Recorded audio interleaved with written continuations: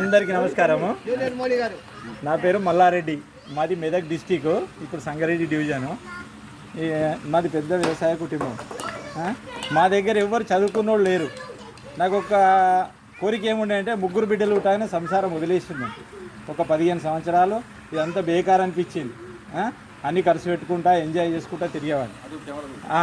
ఆ తర్వాత ఏమైందంటే పిల్లల్ని చదివించిన మంచి అందరినీ ఎడ్యుకేషన్ ముగ్గురు బిడ్డలు బాగా చదివించిన. మా ఎమ్మెల్యే గారు అంటుండే ఏంటిది రా చదువు, నువ్వు సంసారం పాడు చేస్తున్నావు తిట్టినే కానీ చదివించిన. ముగ్గురు బిడ్డలు హ్యాపీగా అందరు జాబులు చేసుకుంటున్నారు. చిన్న బిడ్డ ఇక్కడ ఉంటుంది. నాకు బిడ్డలే ఉన్నారు, కొడుకులు లేరు కాబట్టి నా బిడ్డలకు అందరు కొడుకులే ఉన్నారు. హ్యాపీగా ఉన్నాము. ఇప్పుడు ఏం లేదు, అందరి బిడ్డలతో కలిసిమెలిసి తిరుక్కుంటున్నాము. చిన్న బిడ్డ పెండ్లి ఇక్కడ పంపించి నుంచి నేను హ్యాపీగా మా మహారాజుతోనే ఉంటా. నేను ఇంటికాడ ఉంటా జీవితం అంతే.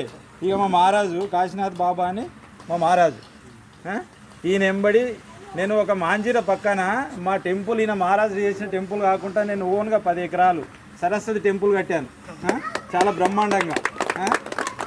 రామ్దేవ్ బాబాను ఒక సంవత్సరం పిలుచుకొచ్చిన, మన ఈ నాగసాధులు వచ్చినప్పుడు. ఒక సంవత్సరం 3 ఏళ్ళగా మన కాశీ పీఠాధిపతిని పిలుచుకొచ్చిన. 3 ఏళ్ళకు ఒక ప్రోగ్రామ్ చేస్తాము. ప్రతి వసంత పంచమికి పెద్ద ప్రోగ్రామ్ చేస్తాము.